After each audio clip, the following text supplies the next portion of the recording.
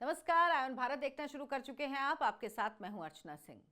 Places of worship act 1991 जो कांग्रेस की सरकार के राज में बना।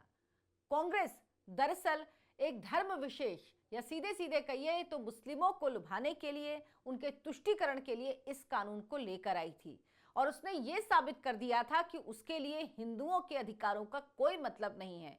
हिंदू जो इतने साल तक अपनी सांस्कृतिक विरासत के लिए लड़ता रहा, जो अपने मंदिरों की रक्षा के लिए लड़ता रहा, उसे आजादी के बाद भी कोई अधिकार नहीं मिलने वाले। राहुल गांधी की कांग्रेस ऐसी कांग्रेस है जिसके लिए राहुल गांधी की कांग्रेस ऐसी कांग्रेस है जिसके मन में अगर दर्द होता है तो वो सिर्फ मुस्लिमों के लिए होता है, जिन्हें सिर्फ मुस्लिम तुष्टीकरण की राजनीति करनी है, जिन्हें इस देश के हिंदुओं से कोई मतलब नहीं है। और राहुल गांधी की कांग्रेस एक के बाद एक ऐसे काम करती है जिससे साबित होता है कि वो सिर्फ और सिर्फ मुसलमानों के लिए सोचते हैं, हिंदुओं से इनका कोई लेना देना नहीं है। और ये कांग्रेस पार्टी तय कर चुकी है, राहुल गांधी तय कर चुके हैं, वो खुलेआम अब ये सब करते हैं, उनको कोई फर्क नहीं पड़ता। दरअसल प्लेसेस ऑफ वर्शिप एक्ट 1991 जो सुप्रीम कोर्ट में जिस मामले पर सुनवाई चल रही है, इस मामले पर कांग्रेस पहुंच गई है सुप्रीम कोर्ट। आपको विस्तार से इस वीडियो में बताऊंगी, लेकिन उससे पहले आप कमेंट करके बताइए आप राहुल गांधी की राजनीति के बारे में क्या सोचते हैं। क्या प्लेसेस ऑफ वर्शिप एक्ट 1991 खत्म होना चाहिए? क्या ये एक्ट हिंदुओं के खिलाफ है? क्या ये एक्ट हिंदुओं को संविधान में दिए हुए अधिकारों को भी पालन करने से रोकता है, उनको एक्सेस करने से रोकता है? आप क्या सोचते हैं? कमेंट करके जरूर बताएं और हमारे चैनल आयन भारत को सब्सक्राइब जरूर कर लें। पूरी खबर आप आखिर तक विस्तार से सुनिएगा, आपको पता लगेगा कि दरअसल कांग्रेस पार्टी का असली चरित्र और चेहरा क्या है। कांग्रेस ने सुप्रीम कोर्ट में एक याचिका दायर की है जिसमें क्या कहा गया है, सबसे पहले आपको यह बताती हूं। कांग्रेस ने कहा भारत में धर्मनिरपेक्षता की रक्षा के लिए प्लेसेस ऑफ वर्शिप एक्ट 1991 जरूरी है। कांग्रेस कह रही है कि उसे मामले में हस्तक्षेप करने की इजाजत दी जाए, यानी जब कोर्ट में सुनवाई हो तो उसे हस्तक्षेप की इजाजत दी जाए ताकि वो इस कानून के संवैधानिक और सामाजिक महत्व को बता सके। लेकिन सवाल यह है कि कांग्रेस का यह दावा आखिर क्यों दिल्ली चुनाव के पहले कांग्रेस को यह याद आया, जबकि यह मामला लंबे समय से कोर्ट में चल रहा है। पहली बात तो यह साफ है कि कांग्रेस अब 2024 के लोकसभा चुनाव के बाद एक चीज दिखाना चाहती है मुसलमानों को कि हम हारे या जीते, लेकिन आपके लिए हम ही हैं। हम हारे तो भी आप हमको ही वोट दीजिए। और दिल्ली में 13% मुस्लिम वोटर हैं। कांग्रेस पार्टी इन वोटर्स को भी लुभाना चाहती है क्योंकि कांग्रेस पार्टी मुसलमानों को यह साफ संदेश दे रही। राहुल गांधी ने अपनी रैली की, कहां से रैली की? दिल्ली में मुस्लिम बाहुल इलाके से रैली की ताकि वो मुसलमानों को संदेश दे सके कि सिर्फ हम ही हैं आपके लिए, कोई और पार्टी नहीं है। आप हमारे साथ रहिए, हम ही आपके अधिकारों के लिए लड़ते हैं और आपके लिए गलत अधिकार भी मांगते हैं हिंदुओं को किनारे करके। अब सबसे बड़ी बात है कि जब ये याचिका दायर की गई, ये याचिका कोर्ट में पहुंची, ये याचिका किसकी तरफ से पहुंची ये जानिए। कांग्रेस के संगठन महासचिव हैं केसी वेणुगोपाल, उनकी तरफ से कांग्रेस ने, मतलब कांग्रेस की तरफ से केसी वेणुगोपाल ने यह अर्जी दाखिल की है और जो पूजा स्थल कानून 1991 है उसके प्रावधानों को चुनौती देने वाली जो याचिकाएं हैं उनका विरोध किया है और मामले में कहा है कि पक्ष रखने का मौका दिया जाए। अब मैंने आपको केसी वेणुगोपाल का नाम क्यों बताया? कांग्रेस के महासचिव हैं और राहुल गांधी के बेहद करीबी हैं। इस समय आप कह सकते हैं कि राहुल गांधी के राजनीतिक गुरु वो ही हैं। वो जो लेफ्ट लॉबी है जिससे राहुल गांधी घिरे हुए हैं, उसके सबसे बड़े पिलर केसी वेणुगोपाल हैं। और जितने भी लोगों ने कांग्रेस पार्टी छोड़ी है, जो बात करते हैं राहुल गांधी की कोठरी की, जो बात करते हैं 3 लोगों की जो राहुल गांधी के इर्द गिर्द रहते हैं और राहुल गांधी सिर्फ उनके कहने पर ही काम करते हैं, उनमें से केसी वेणुगोपाल हैं जिनके आप कभी भी कोई भी बात सुनिए, कहीं पे भी इनका कुछ लिखा हुआ पढ़िए, इनमें आपको नजर आएगा कि किस तरह से हिंदुओं से इनको नफरत है और हिंदुओं के खिलाफ केवल ये बात करते हैं। इस याचिका में कहा क्या गया है, पहले विस्तार से आपको बताती हूं। इस याचिका में कहा गया है कि इस मामले में हस्तक्षेप कर वो कांग्रेस यानी प्लेसेस ऑफ वर्शिप एक्ट के संवैधानिक और सामाजिक महत्व पर जोर देना चाहती है, क्योंकि उसे आशंका है कि इसमें कोई भी बदलाव भारत के सांप्रदायिक सद्भाव और धर्मनिरपेक्ष ताने बाने को खतरे में डाल सकता है, जिससे राष्ट्र की संप्रभुता और अखंडता को खतरा पहुंच सकता है। वो धर्मनिरपेक्षता के सिद्धांत के लिए प्रतिबद्ध है। जब कांग्रेस पार्टी और जनता दल लोकसभा में बहुमत में थे, तब ये कानून बनाया गया था ताकि देश की धर्मनिरपेक्षता और अखंडता कायम रहे। देश में सभी समुदायों के बीच सांप्रदायिक सद्भाव और सौहार्दपूर्ण संबंधों के लिए पूजा स्थल कानून जरूरी है। कांग्रेस की बात आपने सुनी कि उसने बताया कि क्यों यह कानून जरूरी है। सांप्रदायिक सौहार्द की बात कर रही है कांग्रेस पार्टी, वो सेक्युलरिज्म की बात कर रही है, धर्मनिरपेक्षता की बात कर रही है। लेकिन दरअसल ये कानून क्यों लाया गया, इसका थोड़ा सा बैकग्राउंड जानना आपको जरूरी है, इसीलिए बता रही हूं।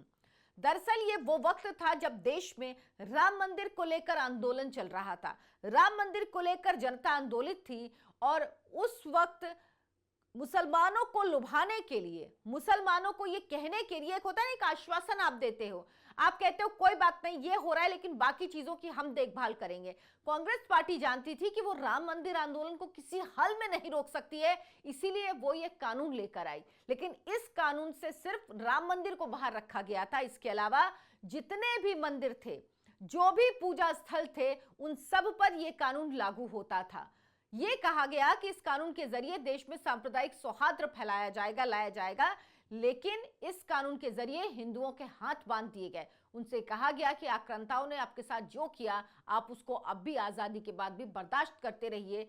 आप अपने मंदिरों के लिए खड़े मत होइए, आप अपने मंदिरों के लिए लड़िए नहीं। और मुसलमानों से कहा गया कि आपने जो जो मंदिर तोड़कर कब्जा किया है, वहां मस्जिदें बनाई हैं, हिंदुओं के माथे पर सर रखा है, एक तरह से पैर रख दिया है, एक तरह से माफ कीजिएगा। जब आपने मंदिर तोड़कर उसके ऊपर मस्जिद बनाई तो आपका मकसद सिर्फ ये था, ये कहना, ये बताना कि देखो हम तुम्हें अपने पैरों से रौंदते हैं। इसीलिए वो स्ट्रक्चर पूरी तरह खत्म नहीं किए गए, मंदिर पूरी तरह नष्ट नहीं किए गए, लेकिन उसके ऊपर मस्जिद बनाई गई। इसीलिए इस देश में इतनी जमीन होने के बावजूद जानबूझकर इन मुगलों ने, इन तुर्कों ने, इन्होंने मंदिरों के ऊपर मस्जिद बनाई। जबकि ये चाहते तो इतने बड़े देश में इतनी भूमि थी, कहीं पे भी बना सकते थे, लेकिन इनको सटा सटा के ही मंदिर के ऊपर मस्जिद बनानी थी। और कांग्रेस पार्टी सद्भाव की बात बता रही है, उसने राम मंदिर को इससे बाहर रखा, बाकी सारी पूजा स्थलों को इसके अंतर्गत लेके आई, इस कानून के अंतर्गत, ताकि मुसलमानों को एक सिंपैथी दी जा सके, कह लीजिए कि एक उनको कंसोलेशन दिया जा सके कि भाई ठीक है, आपके लिए हम इतना कर सकते हैं इस वक्त और हम ये कर रहे हैं। राम मंदिर को इसमें रख नहीं सकते थे, मजबूरी थी, इसलिए राम मंदिर को इसमें नहीं रखा। ये जो याचिकाएं इस वक्त हैं कोर्ट में, वो बीजेपी नेता और जो लॉयर हैं, सीनियर लॉयर हैं सुप्रीम कोर्ट के, अश्वनी उपाध्याय, उन्होंने इस कानून के खिलाफ जनहित याचिका दायर की थी काफी समय पहले। और इस याचिका में उन्होंने कानून की संवैधानिकता को, इसकी वैधता को चुनौती दी है। अश्वनी उपाध्याय का कहना है कि यह कानून हिंदू, बौद्ध, जैन और सिखों को अपने पूजा स्थलों और तीर्थ स्थलों पर अपना अधिकार वापस लेने से रोकता है।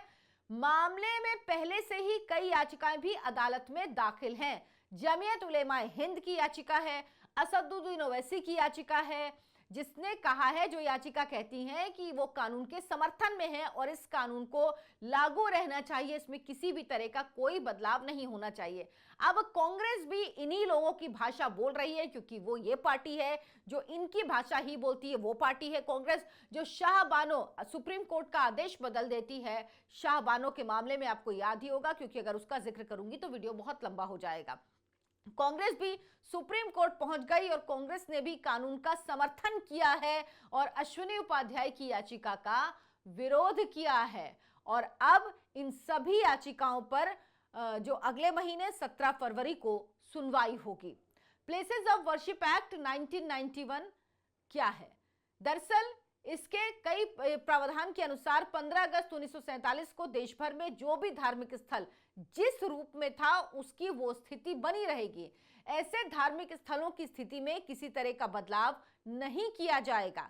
प्लेसेस ऑफ वर्शिप एक्ट के प्रावधान कई मौलिक अधिकारों का उल्लंघन करता है, खासकर समानता का अधिकार, धार्मिक स्वतंत्रता का अधिकार, और सबसे बड़ी बात है कि कानूनी रूप से अपने अधिकार को पाने के लिए, यानी आप कानूनी रूप से लड़ाई लड़ने के लिए इस कानून के अंतर्गत आप कोर्ट भी नहीं जा सकते।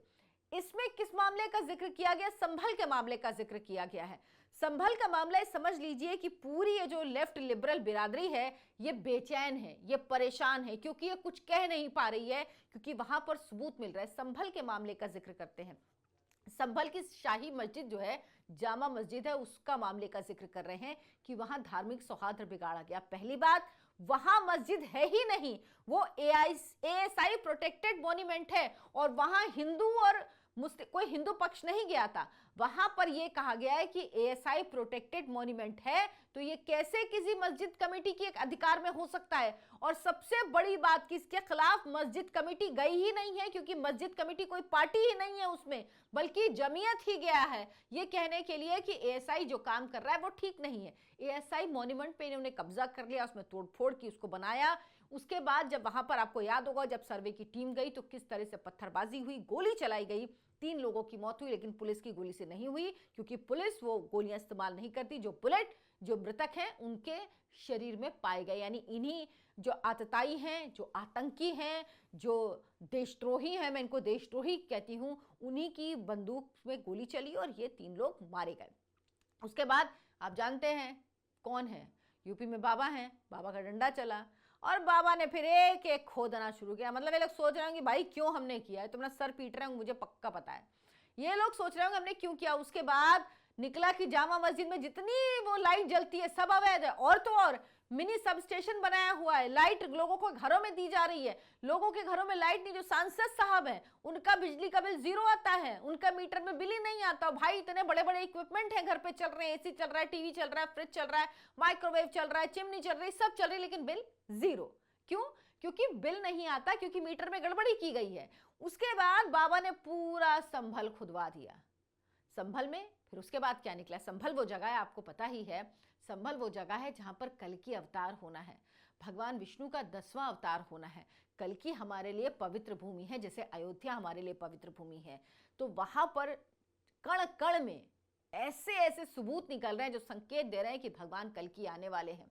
बावड़ी, कुएं, मंदिर जगह जगह से निकल रहे हैं और इन सब को अब संरक्षित किया जा रहा है। एएसआई कई जो इमारतें हैं उनकी देखभाल करने पहुंच। इन सब के बाद ये बेचैन हो गए, परेशान हो गए हैं। राहुल गांधी को बर्दाश्त नहीं हुआ, उन्होंने कहा केसी वेणुगोपाल से कि भाई आप ही कुछ करिए, और वो चले गए हैं कोर्ट में ये कहने के लिए कि प्लेसेस ऑफ वर्शिप एक्ट धर्मनिरपेक्षता सद्भाव के लिए जरूरी है। धर्मनिरपेक्षता और सद्भाव, और इसका मतलब क्या है कि सिर्फ हिंदुओं के अधिकारों को दबा दिया जाए और एक पक्ष को अधिकार दिए जाए। इस देश में जो सेक्युलरिज्म है, धर्मनिरपेक्षता, उसका मतलब एक ही है, हिंदुओं को दबाओ, मुसलमानों को तुष्टीकरण करो, उनको बेशुमार अधिकार दो। क्योंकि अगर इनको धार्मिक समानता की चिंता होती, धर्मनिरपेक्षता की चिंता होती, सद्भाव की चिंता होती, तो क्या ये जो वक्फ एक्ट है वो लेकर आते?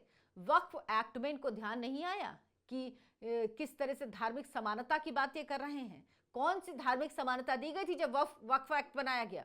कौन सी धार्मिक समानता दी गई है जिसमें वक्फ बोर्ड जिस जमीन पर अपनी उंगली रख दे वो जमीन उसकी हो जाती है? ये धार्मिक समानता की बात है। इनको शर्म नहीं आती दोगली बातें करते हुए, लेकिन ये लोग यही बातें करते रहेंगे क्योंकि हम और आप खबरों को पढ़ते हैं और आगे निकल जाते हैं। उन खबरों पर हम सोचते नहीं। मैं नहीं कहती कि हमको किसी तरह की हिंसा करनी चाहिए, लेकिन हमको अपने विचारों के जरिए, और अब तो हमारे पास इतने प्लेटफॉर्म है सोशल मीडिया के जहां हम अपनी आवाज उठा सकते हैं, तो कम से कम अपनी आवाज तो उठाइए, कम से कम बताइए तो कि हाँ हम अपने अधिकारों को जानते हैं, और अगर आप हमें बरगलाएंगे तो हम आपकी बात में आने वाले नहीं हैं। आप क्या सोचते हैं इस पर, राहुल गांधी और कांग्रेस पार्टी की इस राजनीति पर? क्या कांग्रेस पार्टी अभी और नीचे गिरेगी और राहुल गांधी की अगुवाई में तो कांग्रेस पार्टी का डूबना तय है? कमेंट करके मुझे जरूर बताएं। इस वीडियो को लाइक करें, शेयर करें, हमारे चैनल आयन भारत को सब्सक्राइब कर लें। धन्यवाद, नमस्कार।